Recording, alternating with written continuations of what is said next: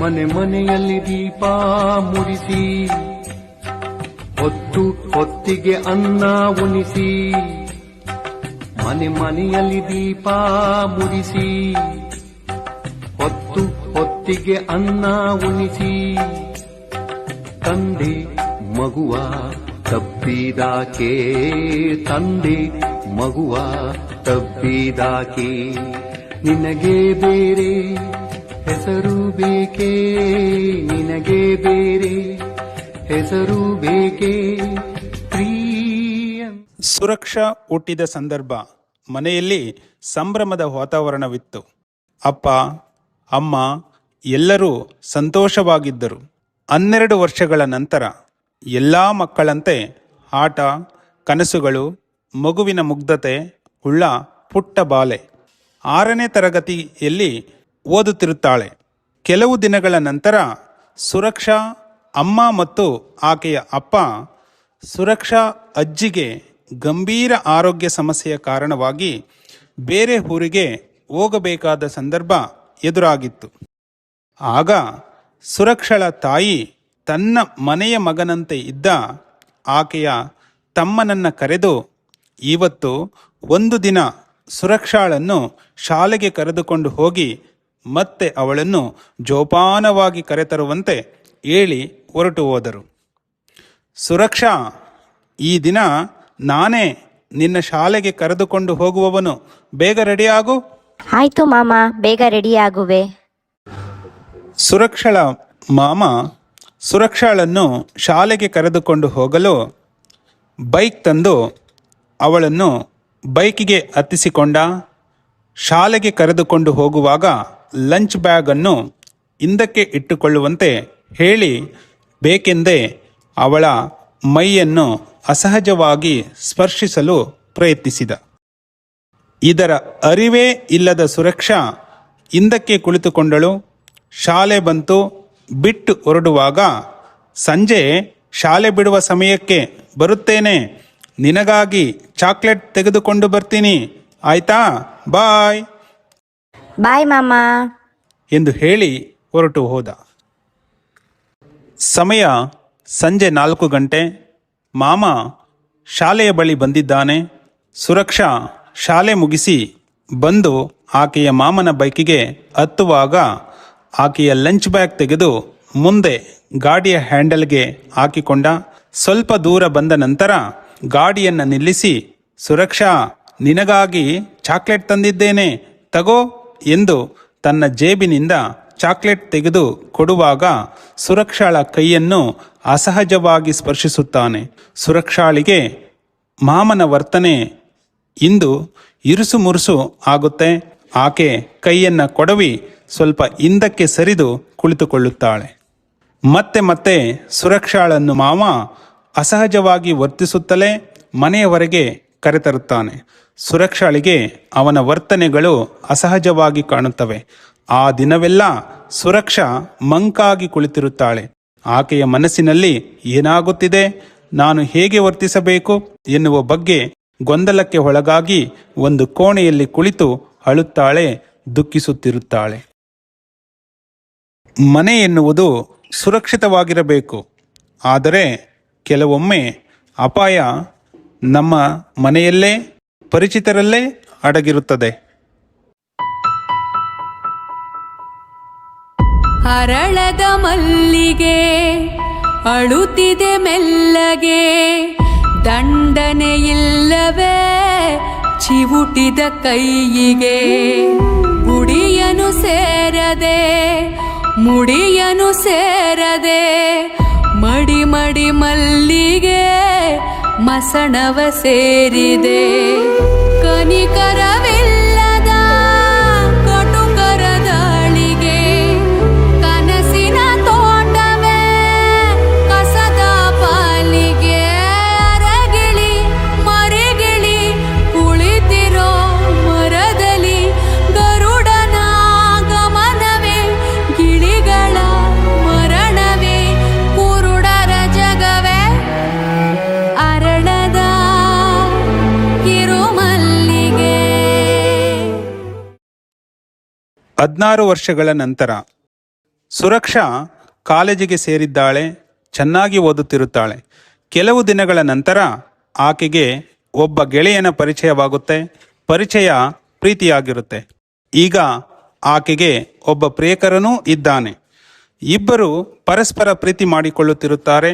ಓದಿನ ಜೊತೆಗೆ ಸಂತೋಷವಾಗಿ ಕಾಲ ಕಳೆಯುತ್ತಿರುತ್ತಾರೆ.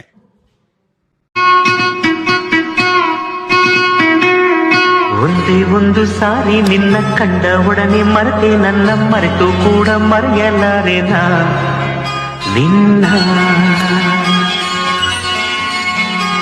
ಎಷ್ಟು ಸಾರಿ ನೋಡಿದರು ಎಷ್ಟು ಸಾರಿ ಹಾಡಿದರು ಸವೆಯದಂಥ ಸವಿಯ ಕೊಡುವೆನಾ ಇನ್ನ.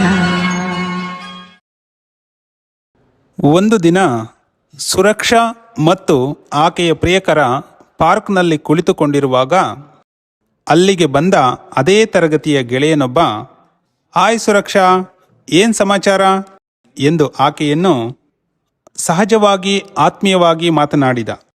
ಸುರಕ್ಷಾ, ಹಾಯ್, ಹೀಗೆ ಸುಮ್ಮನೆ ಕುಳಿತುಕೊಂಡಿದ್ದೀವಿ, ಕ್ಲಾಸ್ ಇಲ್ವಾ ಎಂದು ನಗುನಗುತ್ತಾ ಮಾತಾಡುತ್ತಿದ್ದರು.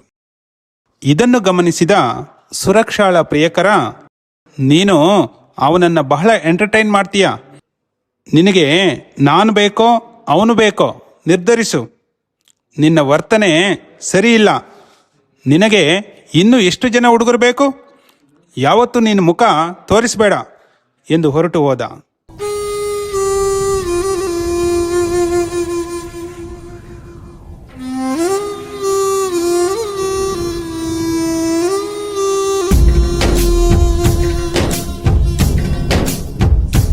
ಯಾರೋ ಈ ಭೂಮಿಗೆ ಪ್ರೀತಿಯ ತಂದರು, ಪ್ರೀತಿಸಿ ಪ್ರೀತಿಸಿ ಸಾಯಿರಿ ಅಂದರು.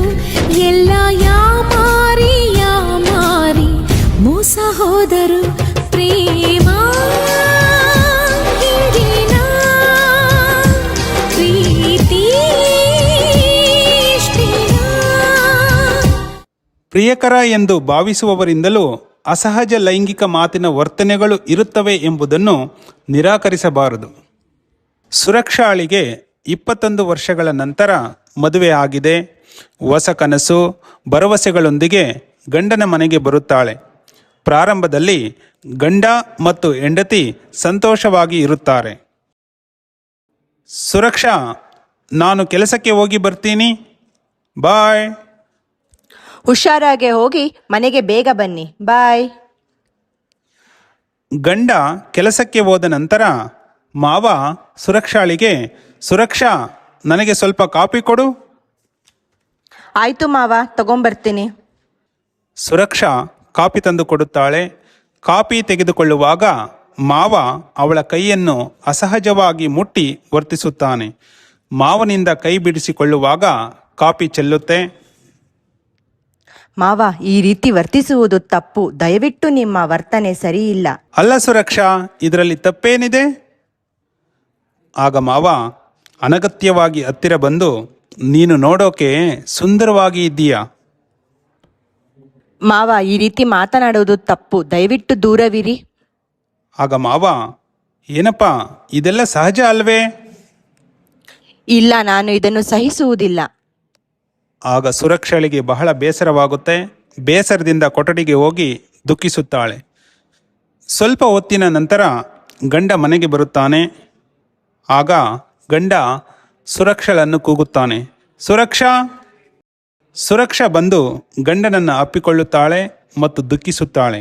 ನನಗೆ ಏನು ಹೇಳುವುದು ಗೊತ್ತಾಗುತ್ತಿಲ್ಲ ಶೇಖರ್, ನನಗೆ ಹೇಳುವುದು ಕಷ್ಟವಾಗಿದೆ. ಆದರೆ ಮಾವನ ವರ್ತನೆ ನನಗೆ ಅಸಹ್ಯವಾಗುತ್ತಿದೆ. ಅವರು ಅನಗತ್ಯವಾಗಿ ಹತ್ತಿರ ಬರುತ್ತಾರೆ, ಅಸಹಜವಾಗಿ ವರ್ತಿಸುತ್ತಿದ್ದಾರೆ. ಹೌದಾ, ಏನು ಹೇಳ್ತಿದ್ದೀಯಾ?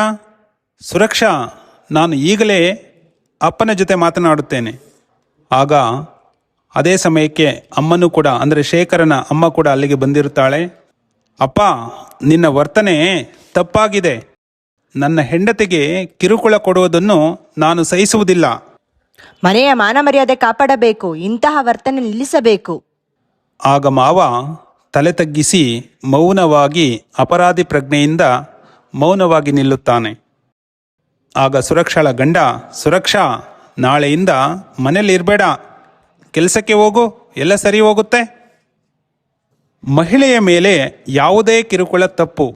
ಮನೆಯೊಳಗೆ ನಡೆದರೂ ಅದು ಗಂಡನಾಗಲಿ ಮಾವನಾಗಲಿ ಯಾರೇ ಆದರೂ ಅವಳ ಒಪ್ಪಿಗೆ ಇಲ್ಲದೆ ಅಸಹಜವಾಗಿ ವರ್ತಿಸುವುದು ತಪ್ಪೇ. ಸುರಕ್ಷಾ ಕೆಲಸಕ್ಕೆ ಸೇರಿದ್ದಾಳೆ. ಮೊದಲ ದಿನ ಸಂತೋಷವಾಗಿ ಲವಲವಿಕೆಯಿಂದ ಆತ್ಮಸ್ಥೈರ್ಯದಿಂದ ಹೋಗಿರುತ್ತಾಳೆ. ಆಫೀಸ್ನಲ್ಲಿ ಅವಳು ಕುಳಿತುಕೊಳ್ಳುವ ರೂಮ್ ಮತ್ತು ಚೇರ್ ನೋಡಿ ಅವಳಿಗೆ ಬಹಳ ಸಂತೋಷವಾಗುತ್ತೆ. ಹೀಗೆ ದಿನಗಳು ಕಳೆದಂತೆ ಒಂದು ದಿನ ಬಾಸ್ ಸುರಕ್ಷಾಳನ್ನು ನೋಡುತ್ತಾನೆ.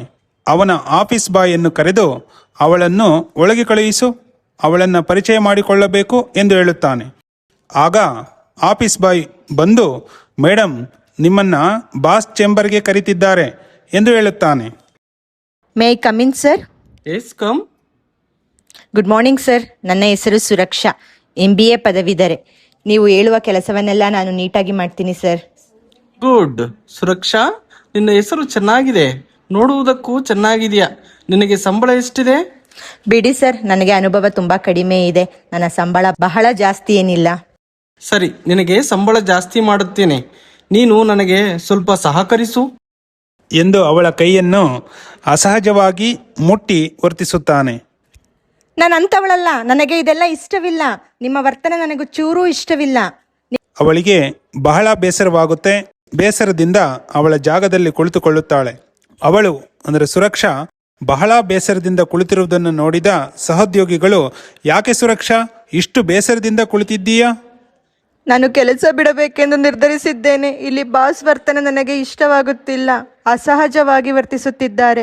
ನನಗೆ ಇಷ್ಟವಿಲ್ಲ. ನನ್ನ ಹೆಸರಷ್ಟೇ ಸುರಕ್ಷಾ. ನಾನು ಸಾಯುವವರೆಗೂ ನನಗೆ ರಕ್ಷಣೆಯೇ ಇಲ್ಲ. ಅಯ್ಯೋ, ನೀನು ಯಾಕೆ ಕೆಲಸ ಬಿಡ್ತೀಯಾ? ಅವನೇ ಸರಿ ಇಲ್ಲ. ಅವನ ವರ್ತನೆ ಇದೆ ಮೊದಲಲ್ಲ. ಅವನೊಬ್ಬ ದುರಂಕಾರಿ, ಕಾಮುಕ. ನಾವೆಲ್ಲ ಸೇರಿ ಅವನಿಗೆ ಪಾಠ ಕಲಿಸೋಣ.